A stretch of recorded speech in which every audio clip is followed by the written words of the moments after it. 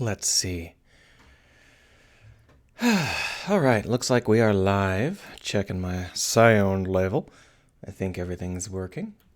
It looks like Twitch is planning to change their dashboard, which, if the year 2018 is anything to go by, will be a disaster. Every time there's a creator update, things seem to get worse. Not necessarily with Twitch, but just with companies in general. I love YouTube's new creator system, which no longer supports such advanced features as lists. Anyway, they probably do. It's just somewhere in a corner somewhere. Anyway, let's go ahead and get started here. Streaming cables IndieDev.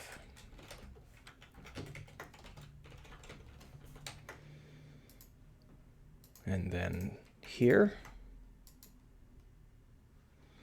All right, so that should be all we need. Right, so in the last episode, what we did is we created some cable stuff. These cables are all creatable and editable here in Scene View. They freeze once the game actually starts, but until then, they work fine. We're going to go ahead and cement this into a set of plugs. Also, we're going to create a couple new materials for these cables, since having just one is a little bit boring. In particular, we want to make sure that there is a good feel for having different sorts of cables. We're going to want to create at least one more kind of cable. Let's just go ahead and get started. Let's go ahead and just dig ourselves into it. So if we go over here into, what did I put it under? Is it here? Where did I put the cables? Is it under machinery? That would make sense. There it is. So this is rope. We're going to rename it spiral cable because that's what it is right now. I'm going to duplicate that. We'll call this cable straight, and then we'll rename the spiral cable that we just named cable spiral. There we go. And the cable straight has one difference to it. It is going to have a straight bar instead of a diagonal bar. Boom. We're also going to want to have a couple more cable textures for different sorts of setups, including like a banded cable and a couple of others. We can create them as we need them. We don't have to do it right now, but let's go ahead and make a cable colorful and a cable banded, just because we're going to need them eventually. The cable colorful, we're going to update to just use a different emission mask. I don't know if we've got a suitable emission mask right now. I don't think we do. We'll go ahead and just use this warning. Doop. It's not suitable, but it's a good stand-in. So over here, this is one of the cables that doesn't look good with a spiral cable texture. So we're going to switch it out for one of our other choices, and we'll just take a quick look and see how our other options look. So there's our cable spiral. With cable colorful, you can see that it turns into a very silly look. Oh, I dragged it. I wonder where that ended up. Interesting. There we go. This is a very silly look, as you can see. It's not going to work. Let's go ahead and open up. I'm going to give you back to Phoenix Wright for a second while I open up the art program and give us a colorful texture for our suspicious setup. So colored band. You know, we don't even need to do that now that I'm thinking about it. We'll go ahead and save it anyway. We'll do it both ways, see which way looks best. So this is a simple colored band, but we're going to want to change it out for a different sort of color setup. So I'm thinking that we will just select some arbitrary bands here and fill them with, arbitrary colors.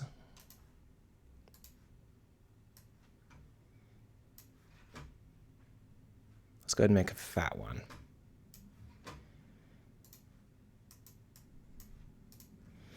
And then we'll just cut a little bit of a black cable out of it. There we go.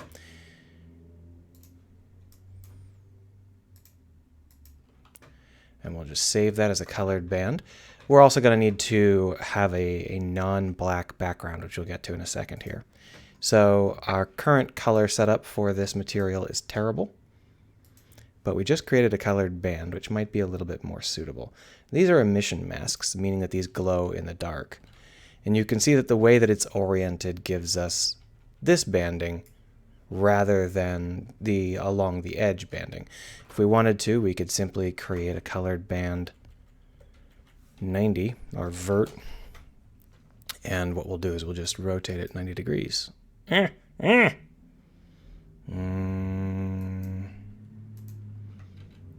we go. And that'll give us a nice vertical setup instead. And with that in mind, we can flip this out, and there you go. We have a cable that looks a little bit, it doesn't look right, but it looks a little bit like it could look right someday. What we want to do is change this albedo out for something else, but I think that we don't want the colorful cable for this particular cable. We actually want the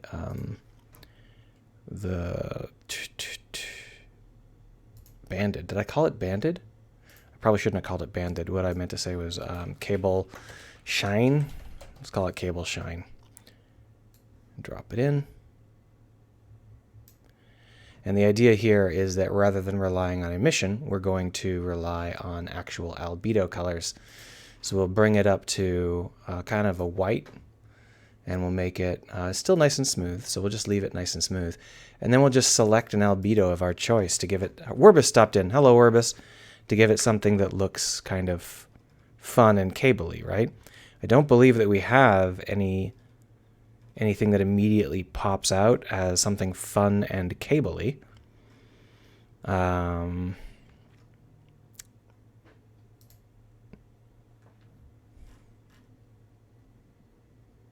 about force shield pattern? That's cute. Unfortunately, it does not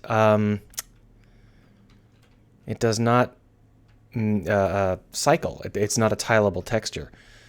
I don't know whether I built that or someone else built that, but it's not suitable because it doesn't tile properly. Still, we could probably hide the tile element if we were a little bit more careful.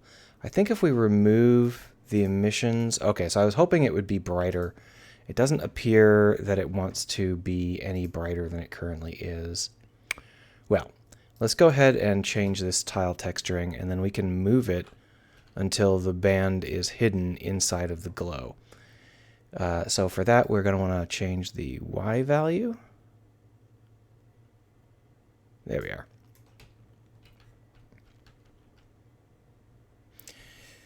It's still pretty clearly not correct, though. Let's go ahead and undo that. And we will simply choose a different texture. I had hopes, but that's not... Okay, so that's actually the Amplify Shader Editor banded texture. I wonder why their official texture doesn't tile correctly. It's not that hard to make it tile correctly. Oh well. That's just a flat gray. We may have to just create one.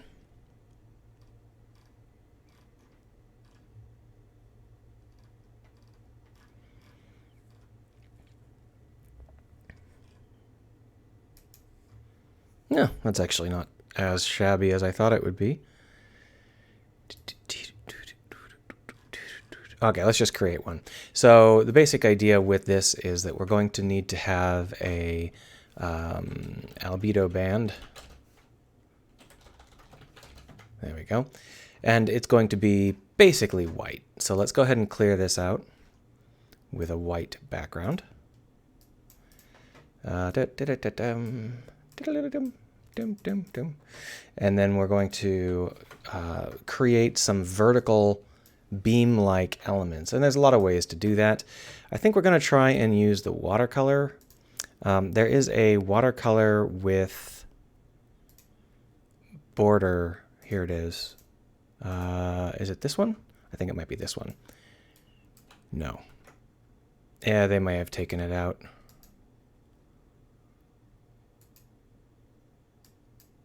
Well, that's okay. We can just do it with this. So the idea here is that we're going to be creating something that looks a little bit like cables, which we can do by simply creating one thing that looks a little bit like a cable and making sure that it feels right. And the way we're going to do that is by giving it some fake ambient occlusion, which is pretty easy. We just make sure to make it lighter.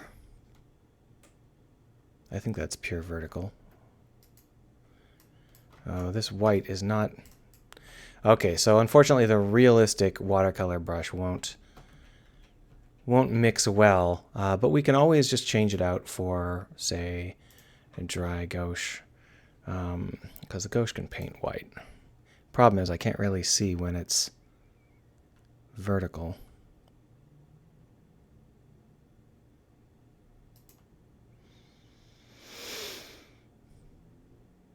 Let's increase the scale a little bit and do one more. Nope, that's too big.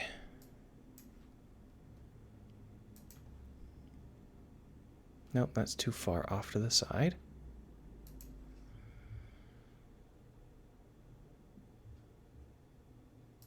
There we go. So that is more or less a cable. And what we'll do is we'll just duplicate this.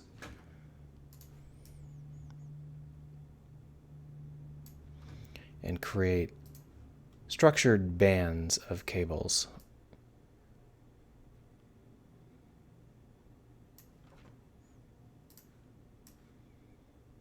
Now you can see that it is semi-transparent, and that is in fact on purpose. Because what we're going to want to do is create some layered elements. And what we'll do is we will insert some tone between each of these layered elements. So basically, we can create in-betweens, and then we'll use a editing layer paste to darken things up. And then we can just bring it down to like, 13% or something. Just duplicate this and drag it up. I think this one needs to be 5%. And this one needs to be like 25%. There we are. And then we can flatten the whole shebang down. And not sure how good that's going to look. Let's try it out.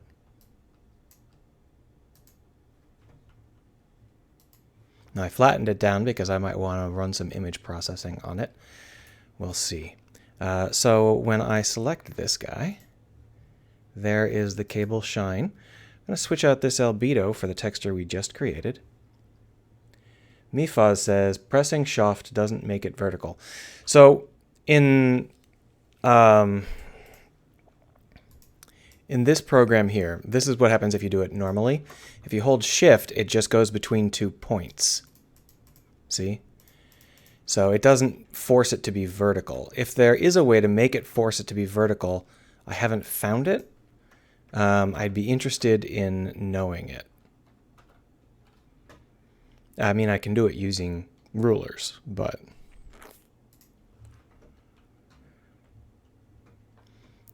anyway, we need to go down into those textures, which are way down here at the bottom. Here's the albedo band. Drop it in. So you can see that this is much too big. It doesn't look correct because the bands are so heavy. We'll just increase the banding to maybe 3. And it looks like it's quite dark. So first off, let's see if I can... There we are. It's quite dark, and I think that that's actually not how dark it is. I think that is just the fact that we're not using very bright light at the moment. Let's go and take a look at it, but first what we need to do is duplicate the albedo band, create a normal map version of it from the grayscale, and call that albedo band N. And then we will put that into here to create some depth. Come on, there we are.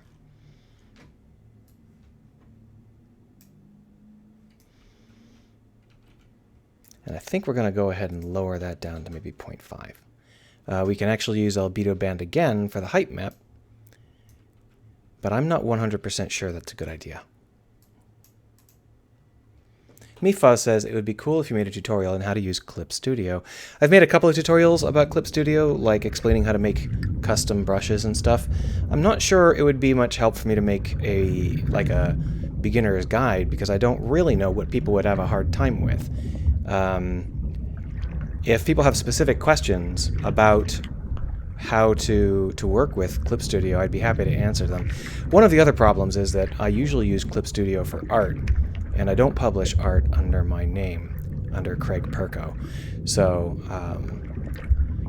a lot of the workflow I do is pretty specific to how I do my hobbyist art, and I'm not 100% sure that I want to connect that to this name because I'm keeping them separate due to ancient ideas that your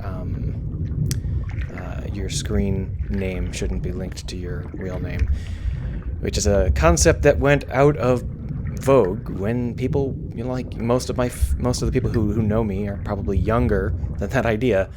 I guess it's become common to not do that. So it doesn't look quite as good as I'd like. I think we can punch it up by darkening the bands that I created, because these bands turned out to be much fainter than I expected.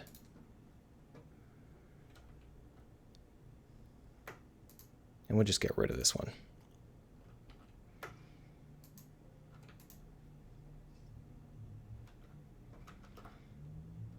That's a little bit more crisp.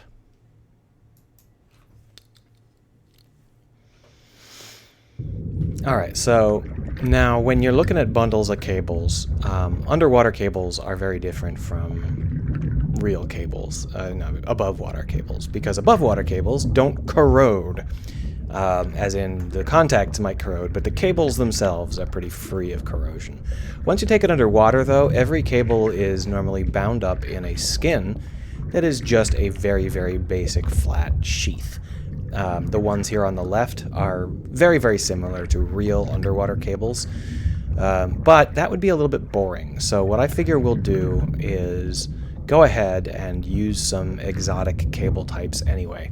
And one of the exotic cable types we're going to need to create is the flat cable, the kind of data cable, which would never really be used underwater, but it will look good. So that's what we're going to do right now. We're just going to create one more type of cable, and then we will start to create the cable plugs.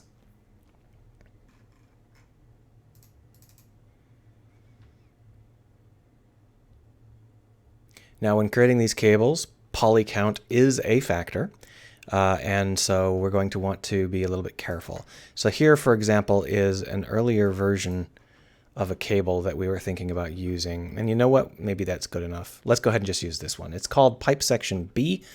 So we're going to just drop pipe section B into this bad boy here and see how it looks.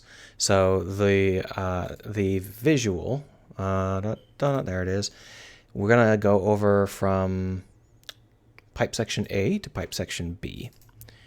And then we're going to recalculate it. And we can recalculate it by just quick genning. There we go. Now, obviously, the material in question no longer works, so let's change it out for a different material.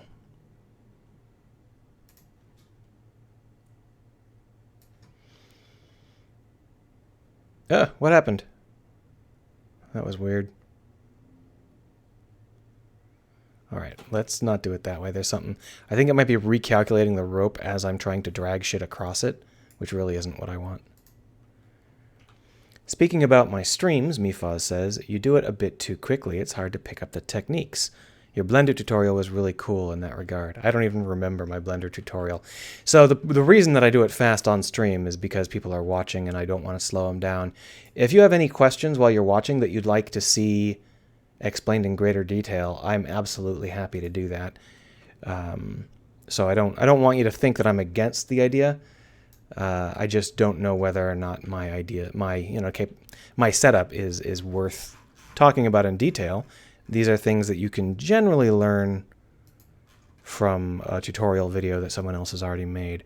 Either way, there's one more thing we have to do, and that is rotate the color texture. There, the color band vert. We'll just switch this out for color band vert. Oh, it is color band vert. We'll want to switch it out for color band not vert. There we go. Oh yeah, that's how I want it to look. So I think we're going to want to take this rope and up the wobble. It's a little too unwobbly here. There we go. Let's just take a look at these different rope types and make sure that they feel decent.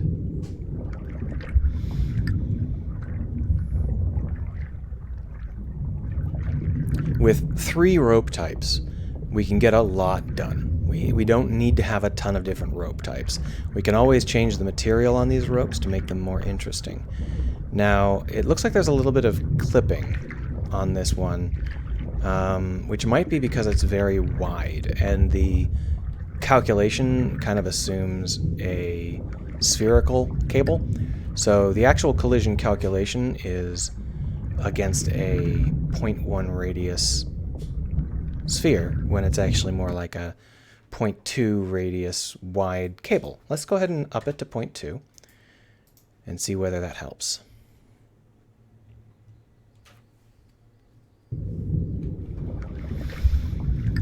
The heat turned on in my house, so if you hear a loud kaplang, kaplang, kaplang in the background, that is not the cops shooting at me. That's the heat. A different kind of heat. Look at that, it still punches straight through the rope. That is a little bit of a shame. We might be able to figure out some way to make this work a little bit better. The only other thing I want to do is I want to make a clear difference between this rope, this fat rope that you see with the cables along it, and a very, very pitch black version of that rope, which is just a heavy data cable. So we're going to go ahead and create a pitch black material. We probably already have one. Just go ahead and duplicate this and call it cable pitch black. And of course, cable pitch black will have no emission, and the albedo will be, it doesn't really matter because we're going to set it to black. And when we have that set up, what we'll do is we can add that to this rope here. Drop it in. Yeah, it's definitely recalculating all of the ropes whenever I drag something onto them. That's kind of interesting. Well, I'll just keep it in mind. And you can see that that turns into an absolutely pitch black cable. But it still has some shine to it when the light hits it. And I want to make sure I know what that looks like and tweak it a little bit before moving on to the cable connectors. You can see just how much more black that black is. So if you thought the cables we were working with before were black, they're not. They are medium gray. That's black. And obviously tweaking the exact nature of the cables is something we'll do a lot of, but this black is too black. We're going to go ahead and bring it down a little bit because that is aggressively black, and I want it to be moderately black. So I guess we'll go with a medium tone that is then further darkened by the albedo mask that we've got.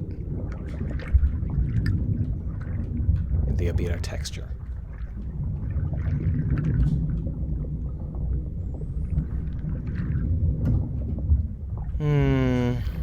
It's a little too complicated. Let's go ahead and alter the complexity of it live. See how it's 3 here? Let's bring it down to 1. You can see how that's very clearly a specific cable, like there's one band. I'm not sure if that's going to look how I want it to look. It's actually not too bad, but I think we're going to want to get rid of the albedo. So we'll just remove it. We're going to leave the normal map and the height map. They provide a much needed kind of bump, but minus the albedo.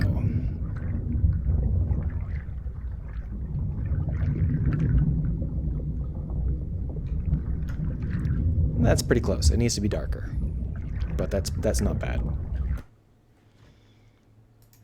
Oh, that's not what I intended to do. Try that again. All right, we're going to call that good. Mifa says he came up with a joke about blasting heats and involved the word busted, but I think the timing might be off already. Yeah. Now it's gone on to whistling. Anyway, what we need to do is create some plugs for these cables, and we want rack-mounted plugs so that we can stick them onto any given machine in the game in any quantity that we would like. So basically, we're going to be creating some square mounting brackets for these cables.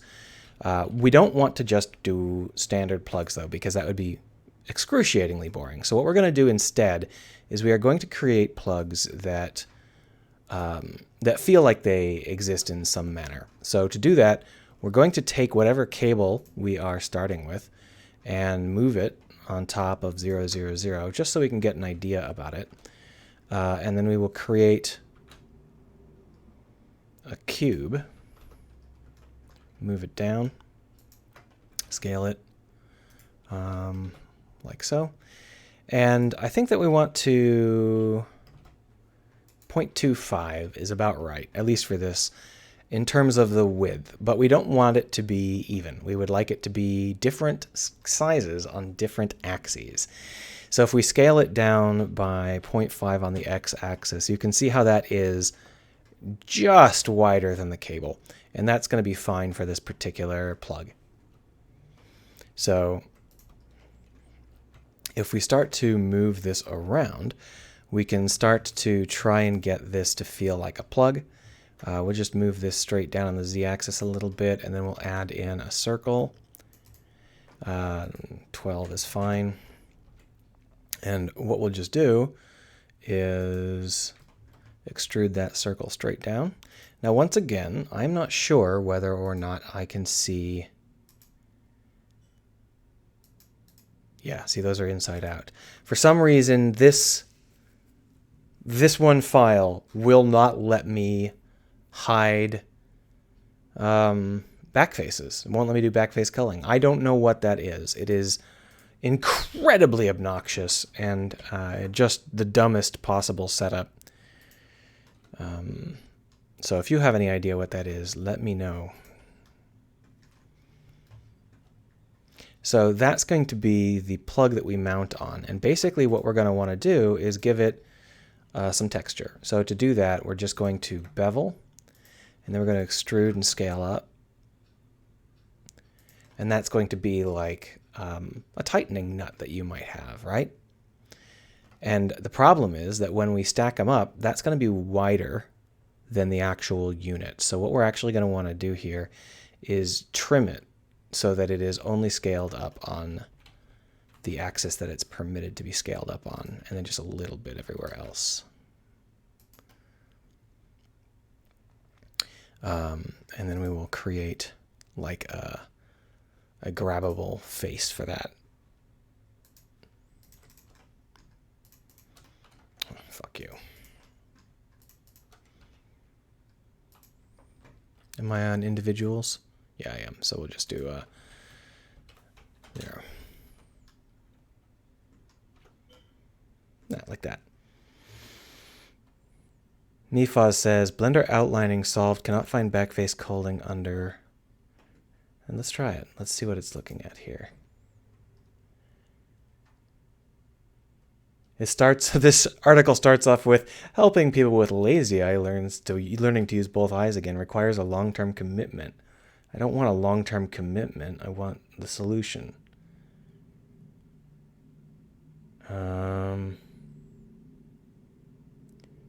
You need to look inside the material you chose as your outline, but I didn't choose a material as my outline. These are unmaterialed objects. Do I need to add a material to them in order to get the backface culling?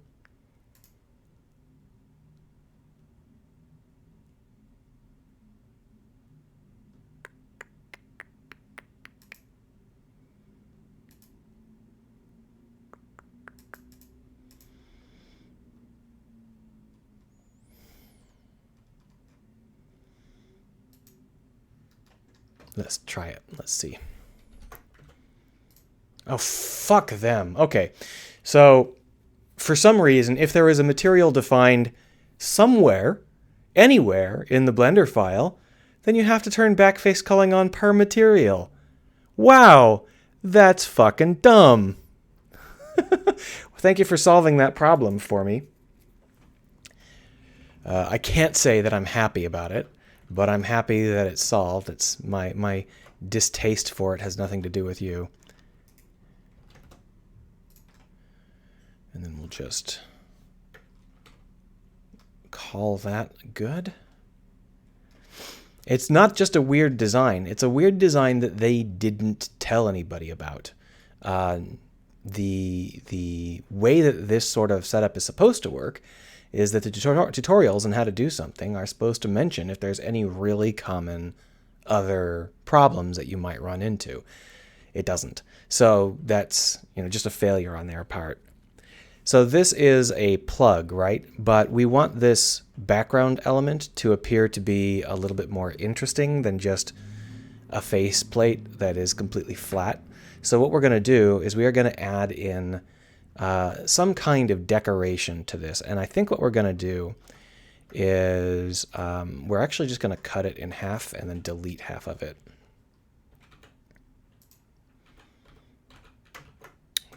Unselect. What is it? There it is.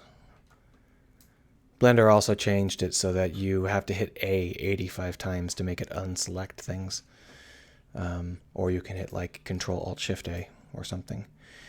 Some of Blender's new stuff does not make me terribly happy. It's not horrible. It's just more horrible than it should be. Mifaz says that he thinks this is all because the people in charge don't really understand how people use their software. I would guess that is completely correct. My guess is that most of the people who are trying to develop this software probably think of it as an all-in-one rendering kit for movies and shit, and that's definitely not the case. I mean, perhaps for some people, but for most of the people that I know, it's used for creating meshes for export.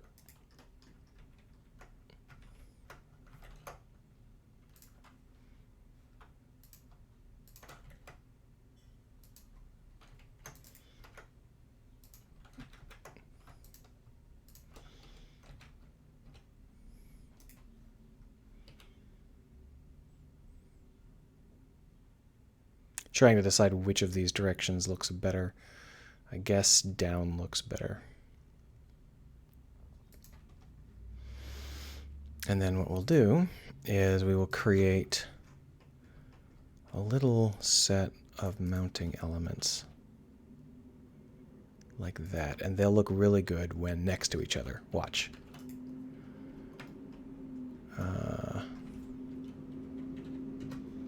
See? That line won't exist in the final version. Relin says, having worked with several years of electrical equipment, I can tell you that they're almost never designed to look good or easy to use. They do look like metal plates and less clear functionality. Yeah. So this is, as I said, a fantasy setting. I work with not just electrical gear, but also pipes. And you're right, they're not designed to look good, but they are designed to have obvious functionality. And so what I'm trying to do is I'm trying to get that obvious functionality in place. The basic idea here is just to make it detailed enough that the player will not think it looks incredibly ugly. I don't really care if they're like, oh, that's a little bit too ornate for a typical device. Oh, there's one more thing I want to do. I forgot about this. We want to apply the mirror modifier. Oh yeah, well then fuck you. We want to apply the mirror modifier, and then we want to move this. And the reason we want to move it off of true, GY.1.1, yeah. The reason that we want to move it off of true is so that we can put them next to each other in this layout. See? With this layout, we'll have a much better time trying to make them feel interesting. We can also stack them up direct as we would like, but the way I did it is the wrong way to do it. Let's undo. There we go. We actually want to move this part.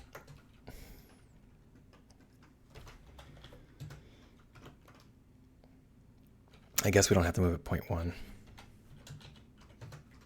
No, we do have to move it 0.1. There we are. So we also need to unwrap all of this. We'll just do a smart UV project. We don't really care how it ends up at the moment. And then we're going to name this cable A mount. What's this called? Pipe section A. Pipe A mount. Oh, Relin says I could add a security clamp.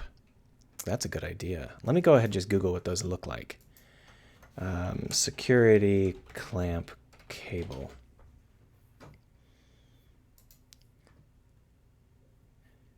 Yeah, so what I'm thinking is that we might use something like that for in-betweeners, but I'm thinking about how it would attach here. The image search isn't actually showing me any of the clamps we use at work. It's showing me random ass consumer grade stuff.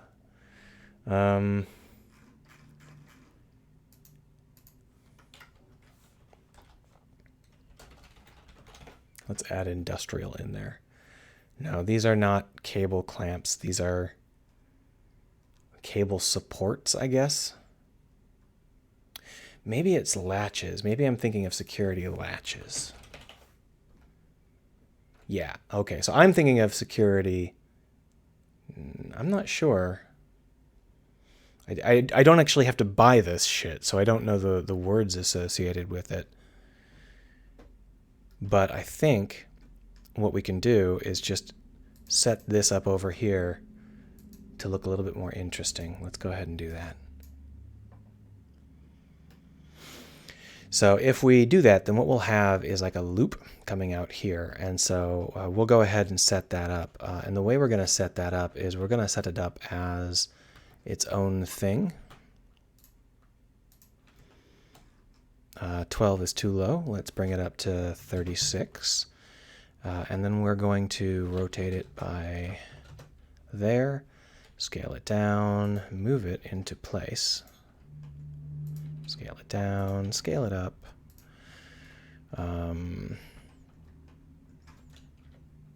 Scale it down. And then we're going to modify it until it feels a little bit more correct. And the way we're going to do that is we are going to turn on proportional editing. Why?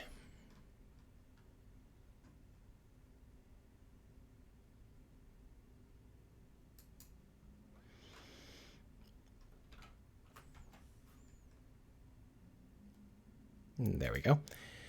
And then, of course, we can always scale it up again and delete everything that's inside here. And then the last step is to apply a skin modifier. Ooh, it's a little too big, so we'll go in here and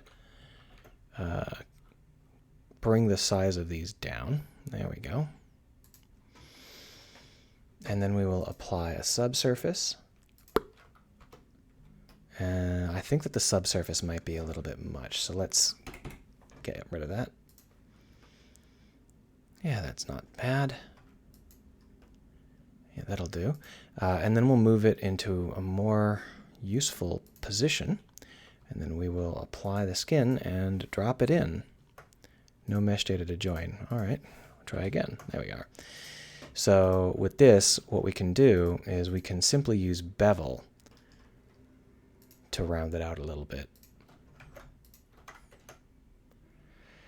Now this ends up being quite a complicated ring. It's got a fairly high density to it, but we don't need all of this shit. So we'll just select every other beam here.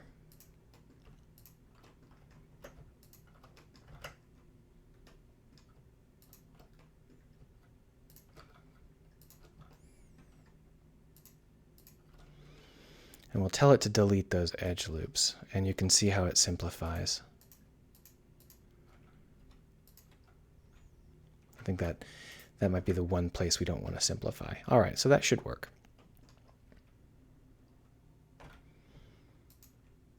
I still haven't gotten used to flipping. The Relin says, this is what I meant. And they're giving you, he's linked to a water hose. Yeah, so those are what I'm used to seeing. Those are clamps of some kind. I don't know what the terminology is. And I was thinking about adding one here as a clamp. Do you think it would look better than this kind of lock?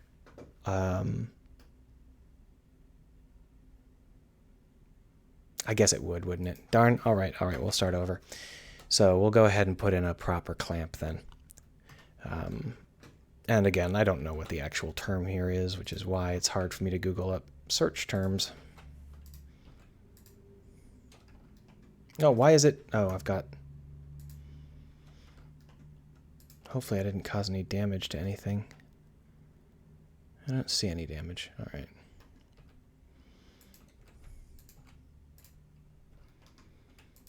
All right, so what I'll do is I'll just extend this side a little bit more and put a little crack down the middle, which we'll do by beveling this set of faces.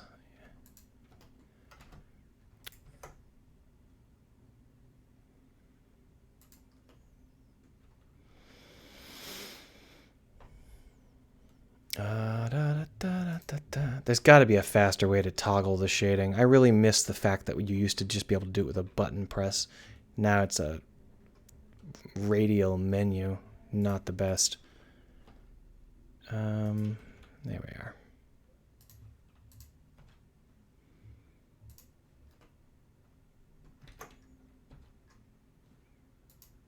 Sorry, I'm trying to figure out what edge this is. There.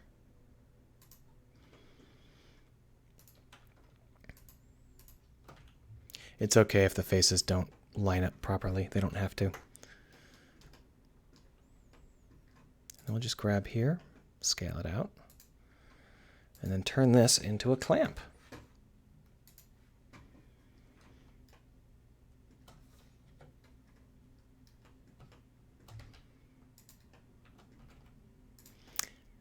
Rellen's desperately trying to keep up with my ramblings in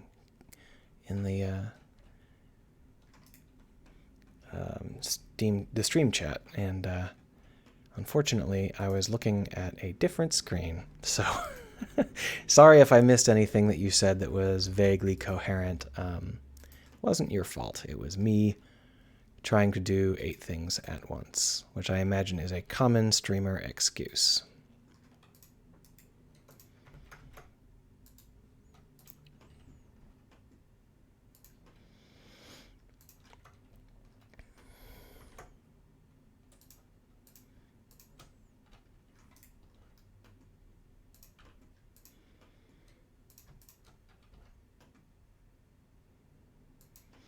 So the way that these are normally shaped is that they aren't flat like this, and instead they are carefully bulged and tapered. So we'll go ahead and simulate that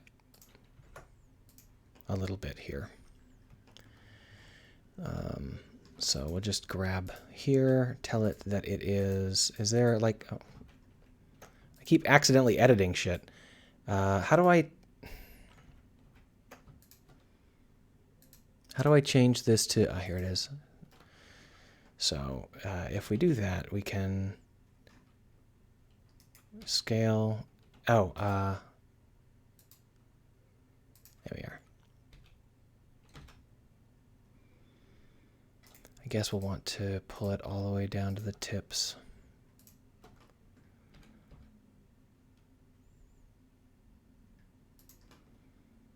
Like that, and then we can just do the same thing, pulling out the back.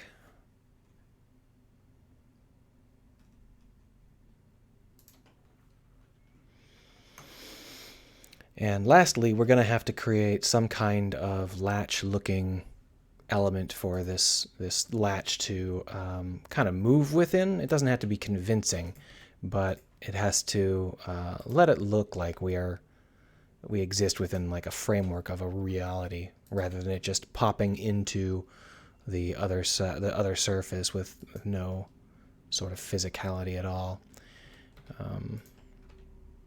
We'll just do something very, very basic like this. That's probably not quite good enough.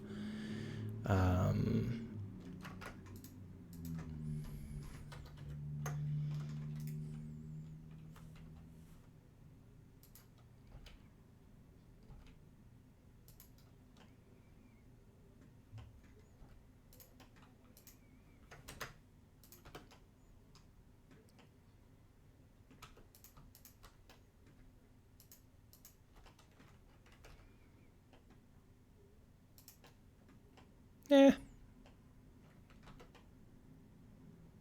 There's something wrong with the corner, because I only beveled it on one side. All right, so hold on. Let's undo some of this here.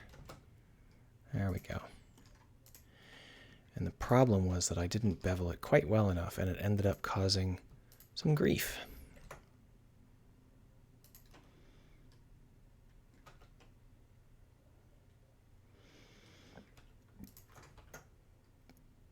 I don't want to do that.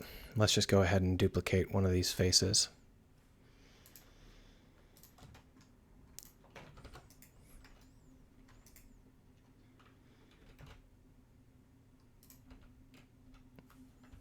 There we are. And then we will scale it down on the x-axis and then cut a hole in it. And then we will reattach. There we are. Very basic setup, right? And it's not realistic, but it is at the very least interesting to look at.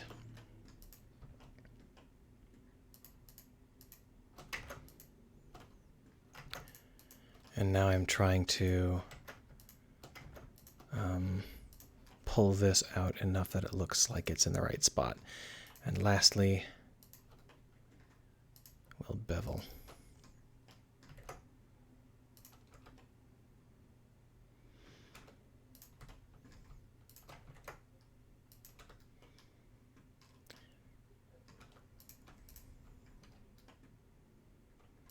All right, so that is probably good enough. It looks like it exists, and that's really what I needed it to look like.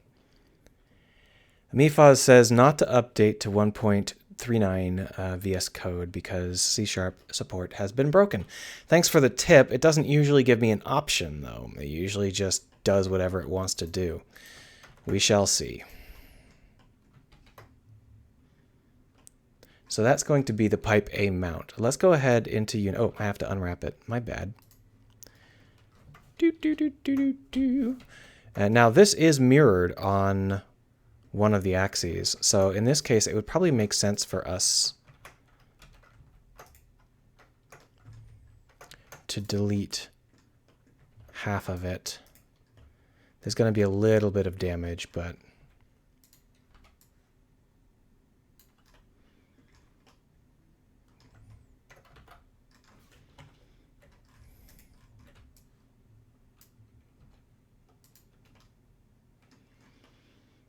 I misclicked.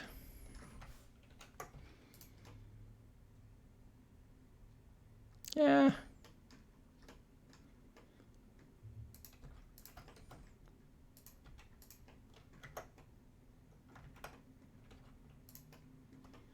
Not quite sure what's up with some of this. Anyway, let's add in the modifier. And let's put in the clipping, and then we can finish cleaning this up. Oh, I see what happened. There we are.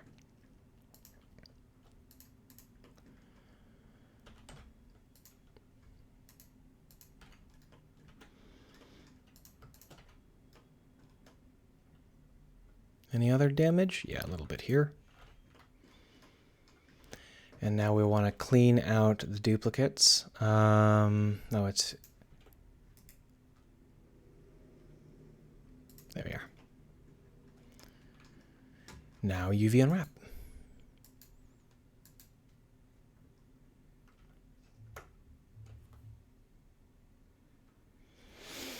Roland prefers Visual Studio. I would too, but it requires you to be logged into a Microsoft account. Most people are automatically logged in because they use Windows Store. I don't. So they kick me out. I can't use it.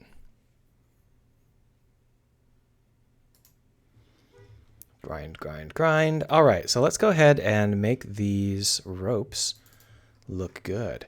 So when we take a look at this, the rope handle here has an anchor visual, and this is just what we're changing today. We don't need a box collider attached to these. In fact, it works against us. So we're just going to remove that box collider, and we're going to go ahead and call it pipe A mount. There we go.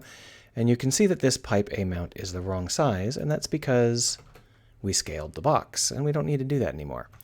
It's also in the wrong position. So we'll just move all of that stuff until it is right, like this.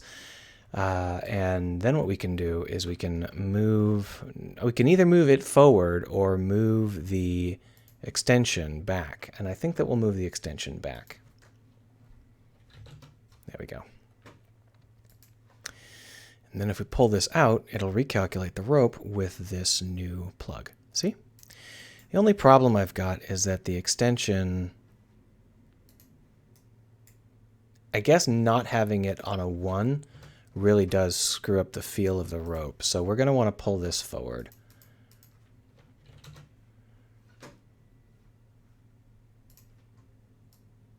That's better.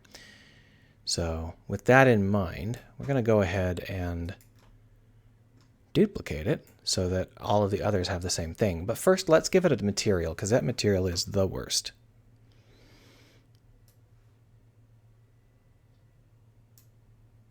I can't do that dragging anymore. It recalculates the whole rope. So obviously that's no good. We might have to create some new materials. That's fine. Let's go ahead and create one. We'll go ahead and call this mounting material. And we'll put that onto the visual. It looks like my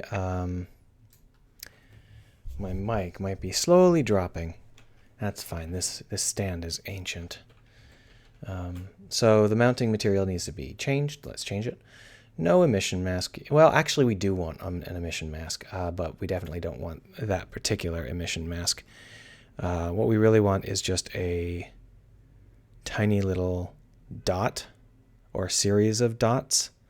So we'll have to make one. We'll call this dots. And we'll just bring this up to max.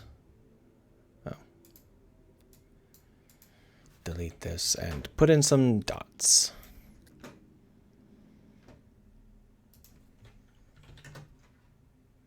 Beep. Beep. You know what? I can't do it that way. I have to do it this way. So if we move the layer, this is when Shift locks to the correct axis, but you can't do it with brushes for some reason. Don't really know why. So we'll just put in 2 little dots, and that should be enough at the moment. So with that in mind, let's drop some dots in. And I don't know where on the mesh that particular position is, which is why we can't see it. So we'll just scroll around the offset until we can see the dots. There's some dots. See them? So if we put the dots like this, you can kind of see that we can get a little bit of glow to highlight where this is supposed to be. So we can do something like this, for example. It's not necessary for it to be a specific thing, but we can just do something like that. Now we do not have any generic metallic alphas built yet, but we can always use just a blue noise.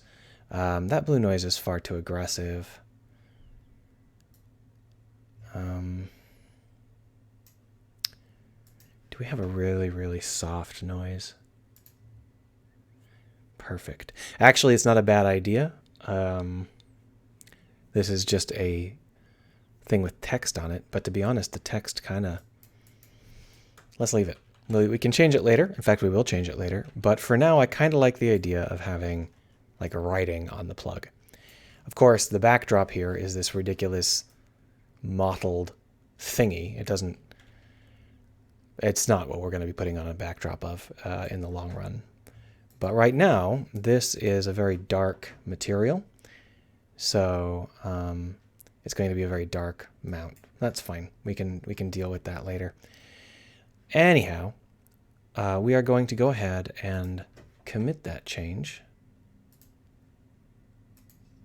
Boom. That will allow us to get it on all of these. See it? Perfect. So when we change it for all of these, the anchor is at 0.5. That's all correct. It's just that it's not lined up properly, huh? Yeah, see how this is at a different location?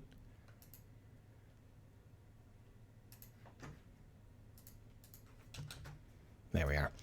So once these things are lined up properly, they're not going to be offset by an arbitrary amount. They're going to be offset by the correct amount so they line up. There's a lot of ways to do that, but the easiest way is to just use vertex snapping, like so. And there you go. And we can just repeat that process for each of these ropes in turn. Nope, that's the wrong vertex.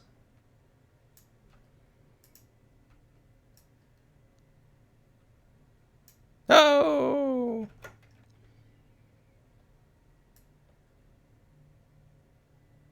My computer is chugging along as it's calculating out ropes going off into infinity. So that should be what we want. And now if we move the start bank, these ropes should all recalculate and behave nicely. What's this guy? Oh, it's just a different idiot. That's the other category of rope we were talking about, which is the cable. Obviously, that requires its own plug type. We're not going to be able to use the standard plug for that.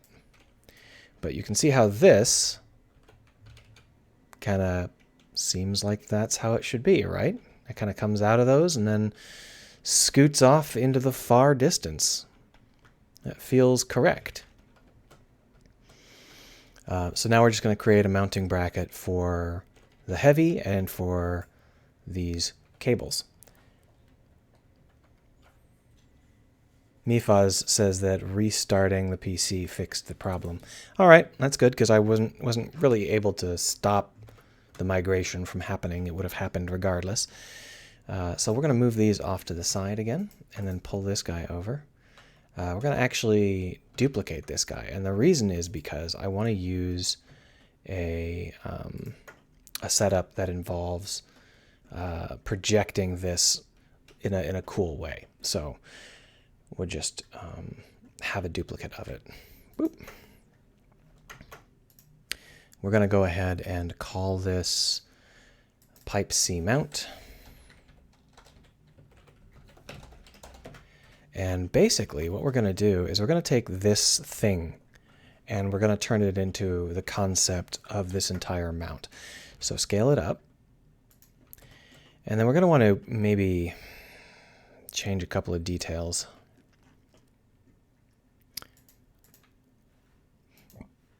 Boom, boom, boom. Got myself some hiccups. All right, so there we go.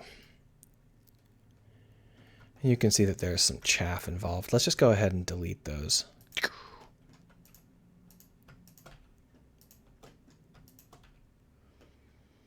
And we should be able...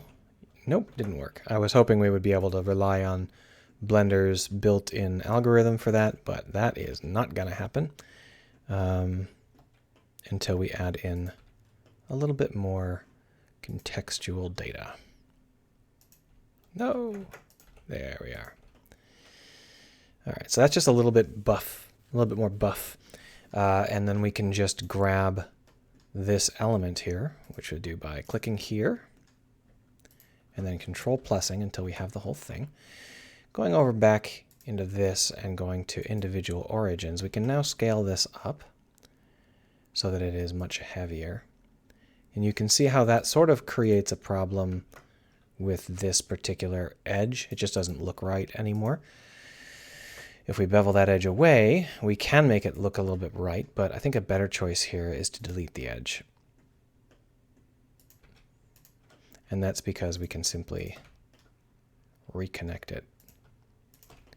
But I think we actually want to delete this edge as well and connect here.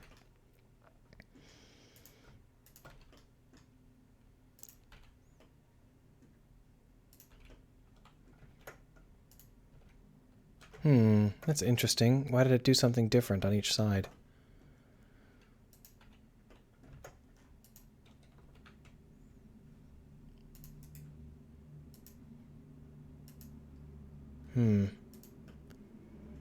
Something wrong with this. Either way, this point... Oh, I see. There's already an an edge there. That edge didn't delete. Of course it didn't. That's fine. So now, yeah, a little bit of chaff in that this is a concave element. So to fix that, we'll just select this point and move it this way. There, fixed. So that will allow this to be a heavy mount. And the reason that we're doing that is because I want to have a bracket that feels right. So if I take this top element, first off, let's just move the whole thing up. There we go. And then if I select just the top element here, then we switch over to 3D cursor, we can scale Z 0, and that will bring it down to exactly 0, which is where we want it to be. Then we can select these guys and just move them down as much as we want.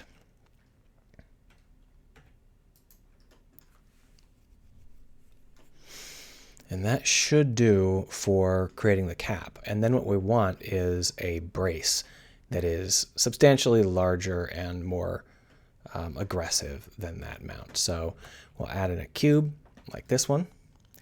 That's a little bit too aggressive. Just scale Z. Something like this, yeah.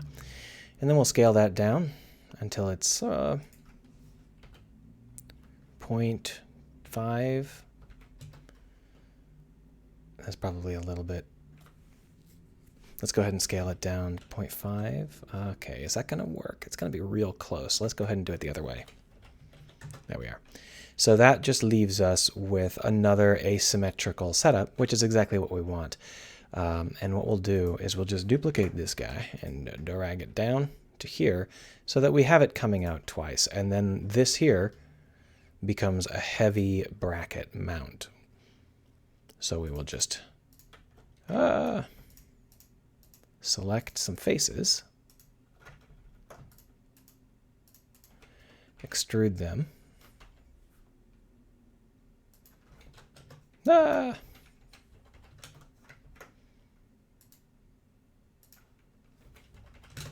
Like this. And then, yeah, like that. And then what we can do is just merge.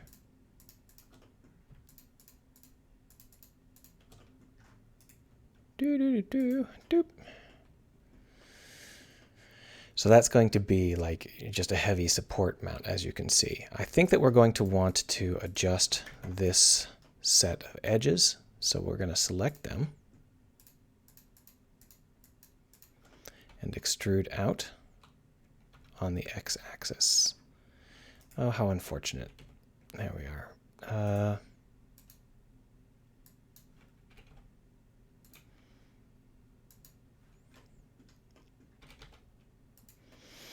And then we'll just grab this and soften it, because that's a little bit too aggressive.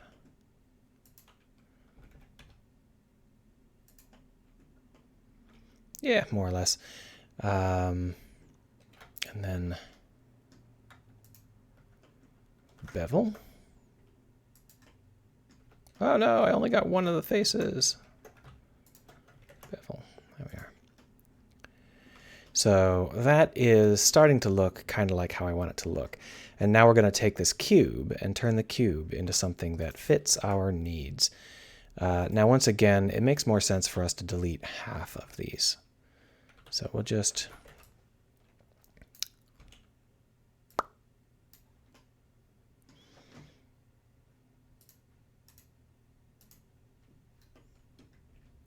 There we are. We're going to want to close this cap because it's quite possible that the visuals will show through otherwise.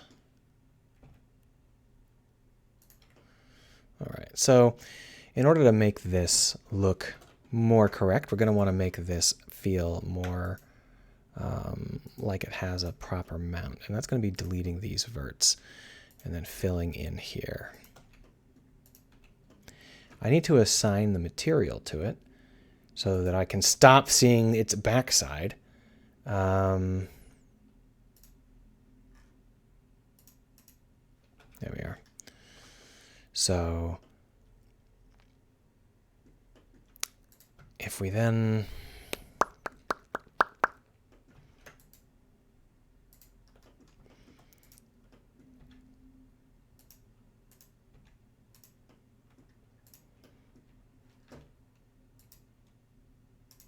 Sorry, I'm trying to just work out how I want it to look. This is basically just sketching. There are lots of better ways to model shit. If I was doing this using like subtractive or additive Boolean modeling, it would probably go a little bit smoother. I wish that I was more comfortable with Boolean modeling. Unfortunately, in Blender, it used to error out all the time. It probably still does. And just like barf. So I haven't really gotten used to it. And every time I've tried to find a plugin to help me do Boolean modeling, the plugin never has the correct tutorials. It's always tutorials from a decade ago.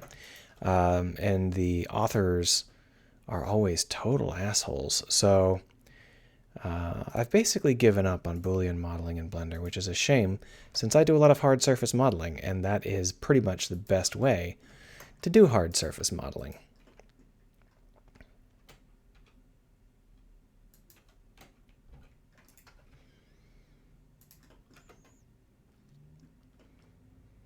All right, so let's go ahead and chip. Nope, don't want that. Trying to think about how I want this to look, and I think I just want it to look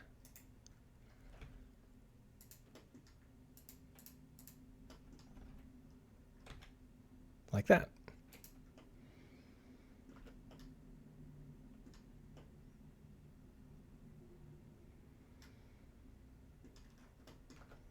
And obviously it's way too long. There's lots of flab. Just bring that up.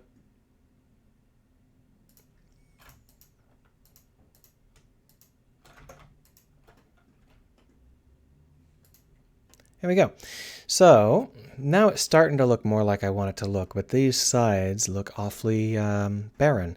So what we're going to do is add in some topo detail just to give us some fun side elements. And I think we're just going to repeat the same sort of visual that we did on the other mount, but backwards. And the reason for that is simply to keep cohesion.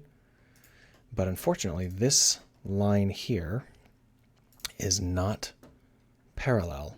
So what we're actually going to need to do is add another cut and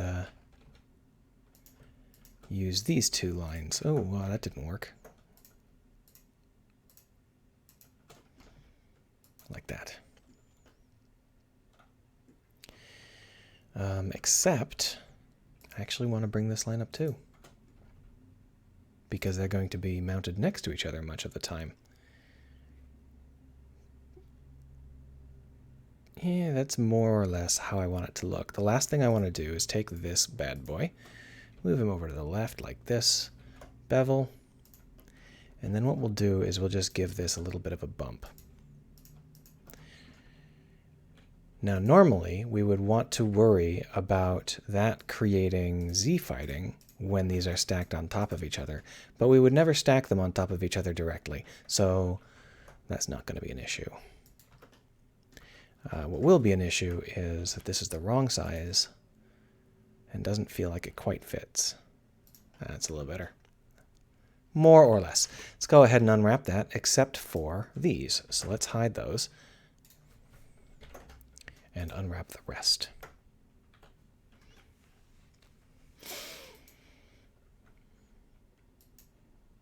Boom. And that's going to be our pipe C mount. Let's take a quick look at how it looks. Hold on a minute. I'm going to close this never-ending Twitch ad. Oh, I can't. Wow, Twitch, you're an asshole. They put a giant blue ad for their new creator dashboard across the top of my screen, and there's no way to close it. So we're just going to tell... there we are. If I... No, it's actually quite hard to block it. I guess we'll just have to leave it there. This is something that companies have been doing recently. Patreon really recently rolled out this this new update to their email service, where at the bottom of every creator email, which is just filled with normal, spidery text, there's this giant blue banner for downloading the Patreon app. So it's like you're reading someone's heartfelt artistic creation, and at the bottom it's like, download our app. It's like, that's not from them. I'm paying to hear from them, not from you. Such an annoyance. I wish that they were more aware of their role. But apparently that's just not something they are willing to live with. It's much more important for them to desperately try to get you to use their app.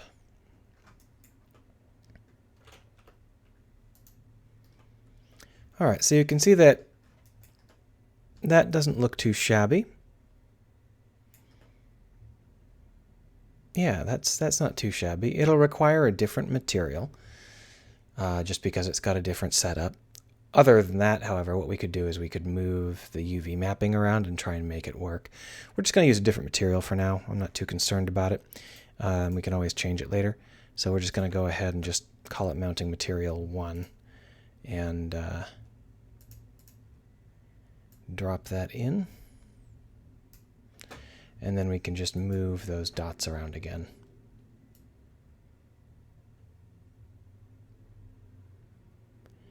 And I'm just trying to find a cool spot for them. And it looks like there's no cool spot on the x-axis, so we'll move them on the y-axis, and then we'll start. There we are. That's a little bit better. So if we do that, we can bring them in here. That'll at least give us more dots. Now the last thing we need is a mounting block for the cable. I think we're going to go simple with this one, and we're just going to make it like a simple cable setup. But what I want to do is I want to give it the impression that it's being assembled. So what we'll have happen is, first off, we'll move you away. There we are. Oh, over there. Shoo. There we are. We'll just go ahead and duplicate this and bring it on over. Unlike with what we were doing before, I think what we're going to do here, well, we'll go ahead and just try a couple of things. But basically what we want to do is pull these two cables into the mix, and we'll have each of them have their own mini mount. But in order for that to happen, we need to have a bracket or a block at the top. So that's our first step.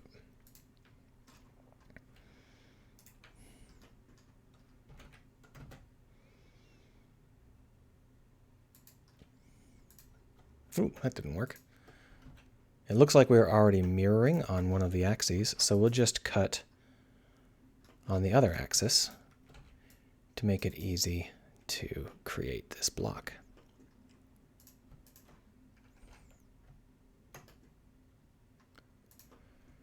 The only thing this block does is provide a zone for Z-fighting a reducing, so it's not really that important to get it to look right, or to be good.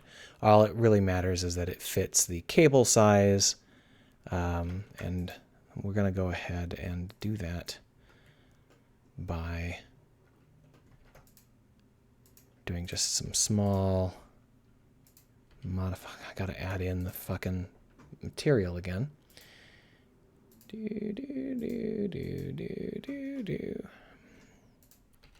we go. And then we can just bring those in and bring this in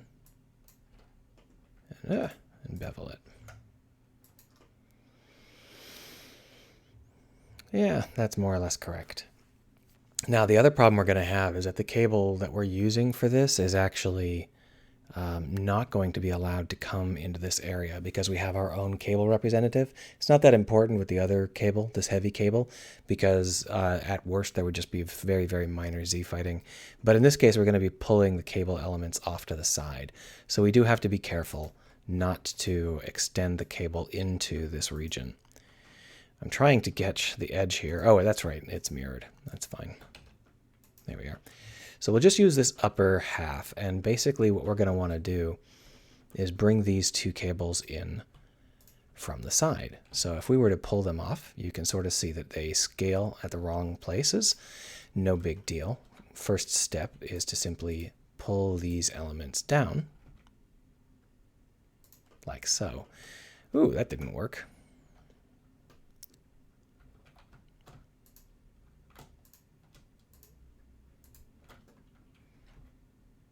Like so. And then what we'll do is we'll add in some cuts. No. There we are. And we'll turn back on that proportional editing. And then we move these off to the side. We can rely on proportional editing to kind of help pull them. So like that, and then just this guy. There is a new brush in the newest version of Beta Blender that I'm really looking forward to. It basically does what I just did, but way better. Anyway, we're now going to create the plugin mounts. So that's going to be this. We'll go ahead and make it 12. And then that's going to be shrunk and extruded.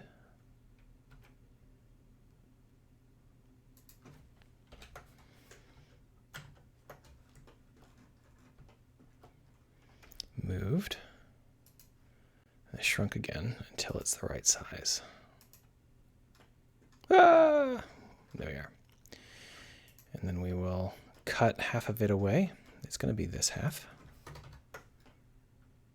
Yeah, that's correct. Fill.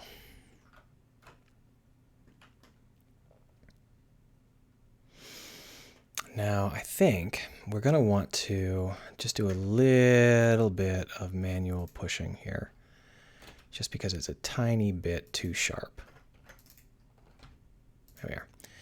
And this, duplicate it, move it on the x-axis. There we go. And then for this guy, we're going to just put in a box. So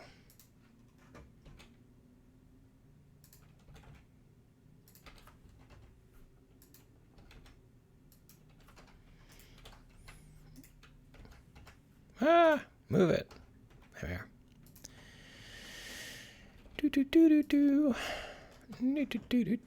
And it's okay if it's not quite lined up, because this should be the element for the plug of the main cable. So that's going to end up being like a heavy plug, and we're going to mount it into an even larger heavy plug. So for that, we're going to want to scale this down because it was a little bit too big. And we're also going to want to add in, okay, so when I beveled it, I screwed it up. Unbevel, there we are. So let's try that again. We'll scale it, we'll bevel it last.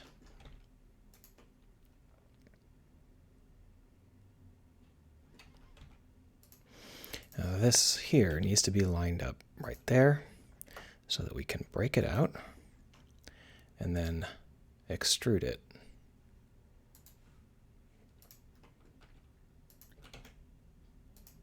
And then we, is that not flat? That doesn't look flat. It wasn't flat. Interesting. I must have screwed it up. And then we want to bevel. So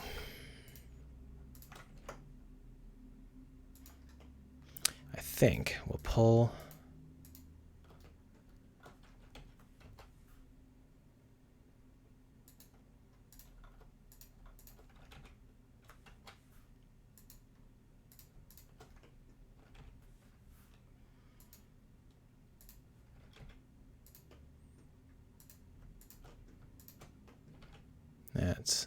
that's more or less how I want it to be. It's a little bit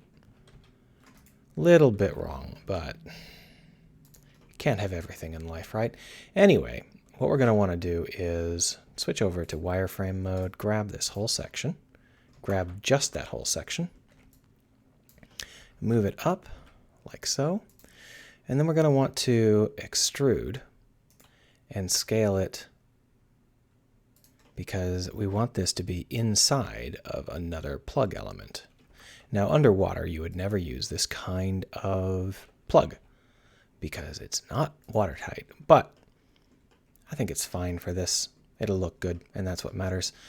So that's more or less correct. I think we can probably scale it up even further.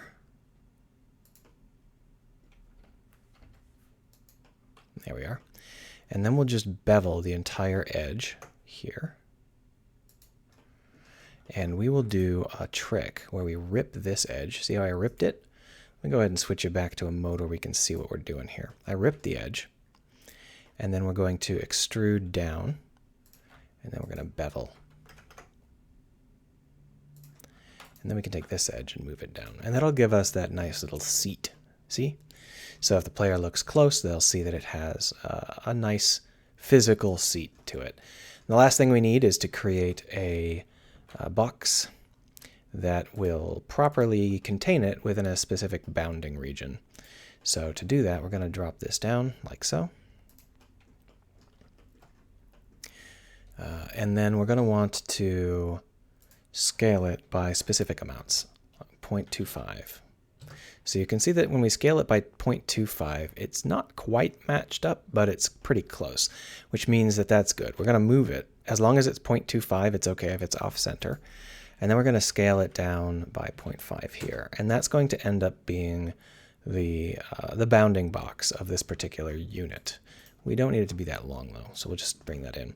Now, we've got a little bit of extra space here, so what we'll do is we will go and play with it a little bit and give ourselves some nice visuals for the bounding, for the box, you know, for the setup. So we'll just cut like this, and then we will... Can I just pull these up? How is that going to look?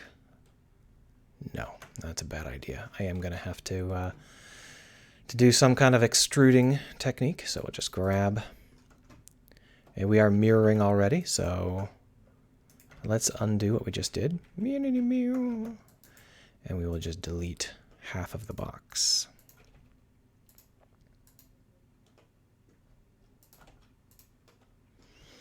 That should make it a little bit easier to keep up with. And then we'll do the beveling again. And then we will extrude up. And then we will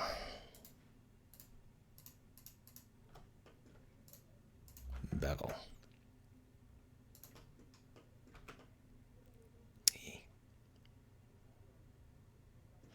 And the last thing we'll do is we'll put a big honkin' bolt. So add in, that's not what I wanted to do. Add in circle, verts 8.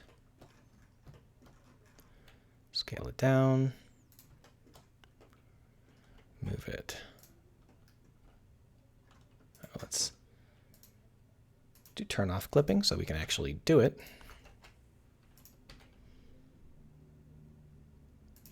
Now, when I say I want a big honkin' bolt, it's got to be bigger than that. So what we're going to do is just change this pop-up a touch because it's just a little bit too small. So if we just expand it a touch, there we are.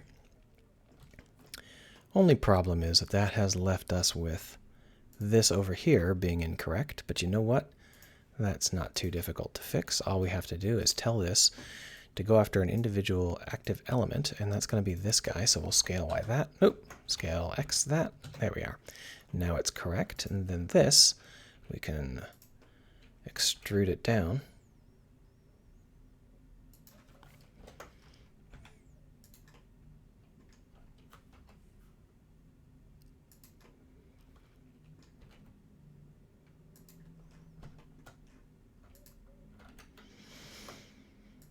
There we are. Bolt.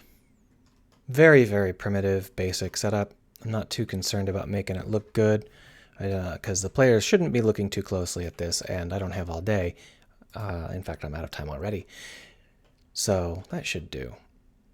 I think that that will work. The only other thing I want to set up is I want to bevel this edge aggressively. Yeah, there. That's good. The last thing we could do is we could add in one more cut. It doesn't look like it wants to let us cut because I beveled, so let's unbevel. Even then, it doesn't want to let us cut because we beveled on other shit.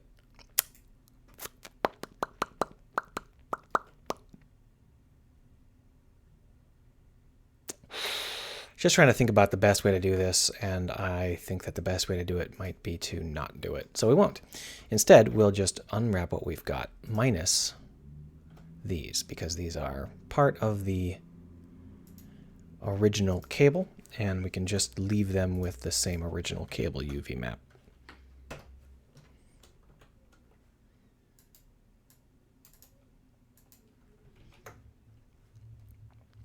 Oh, I didn't name it, did I? That was called pipe section B. Pipe B mount. There we are. And of course, this is the thing we're going to be changing out for the pipe B mount. So here it is. Boom. So the problem is you can see that extensive Z fighting. That's because we are letting the cable inside of the mount, and we have to change that. So we're going to pull this back to 0, and then what we'll do is just live with that particular visual. It should work fine. So if we move this forward, there we are, a little too far forward. There we go. Now I could come up with other materials for this mount, but I think in this case, we'll just go ahead and use the cable straight. No, wait, it was the cable colorful, my bad. See whether or not it just happens that that's okay. I don't know whether that's okay or not, but it's certainly colorful. So we'll go ahead and live with it for now. We can always change it later.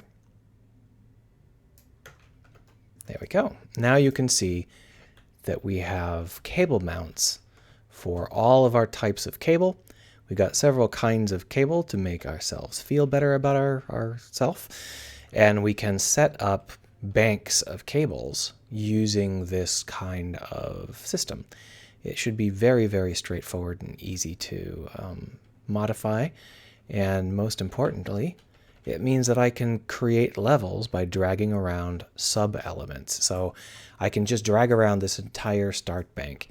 And if I want to have them all connected to the same stop bank, I can just have one stop bank that contains all of their stop locations. So that is going to be a huge advantage. And what we'll do is on Saturday, we'll do those things. Today is basically done. I'm going to take some screenshots and call it a day.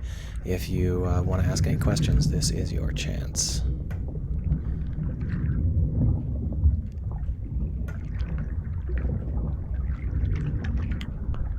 Obviously what I'm going to do is just turn so that the mounts are in view. Take a screenshot. All right. Well, everybody, thanks for hanging out with me. Thanks for your advice on using latches. I think that added a lot to the first one. You can't see it yet because I'm using a half-assed material, but you will. You will! And in order to post a screenshot, I have to go to twitter.com because the one thing that TweetDeck doesn't do is screenshot pasting. Created... Oh, you know what I forgot to do? Mounting elements for my cables. Game dev.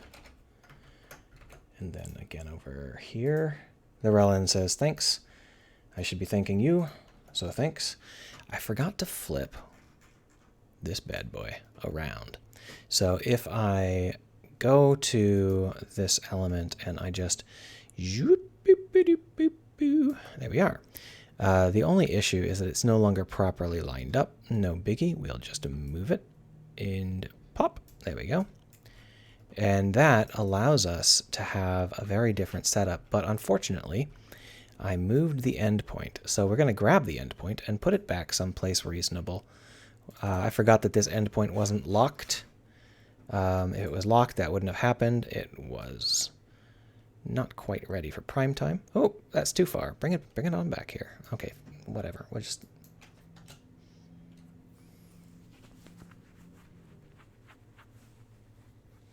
Come on. That's not what I wanted at all. There. 0. 0 is good.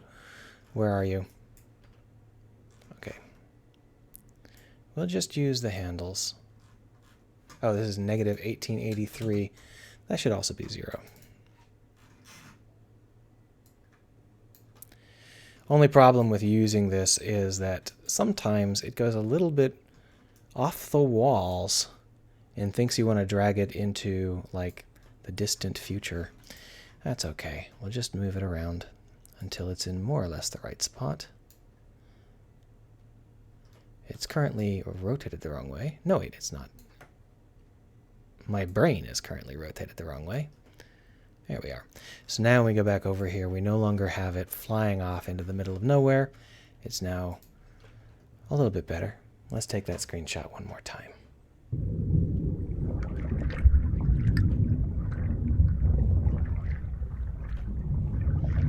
People are making fun of Microsoft on my stream. That's always nice to see. On my Twitter stream, not on my Twitch stream.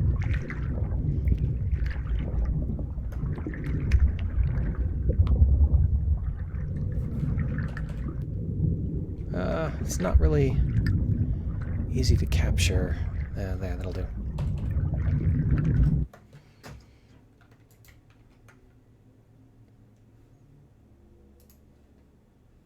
Stress test, Mifaz says. Yeah, I don't think I'd want to stress test with a Mobohibajillion, or whatever the biggest number you can think of is. So I will stick to lengths that are vaguely physically possible. The real problem isn't the lengths involved. It is just the fact that the mesh has a certain number of verts in it. So if you're calculating out a 1 billion meter long mesh, you'll have to start using the large mesh structure. And even then you might end up with too many points. So that's what's really slowing it down, I think. Anyway, thanks for your time, everybody. Maybe I'll see you on Saturday if you care to stop in. I'm going to go get myself some curry.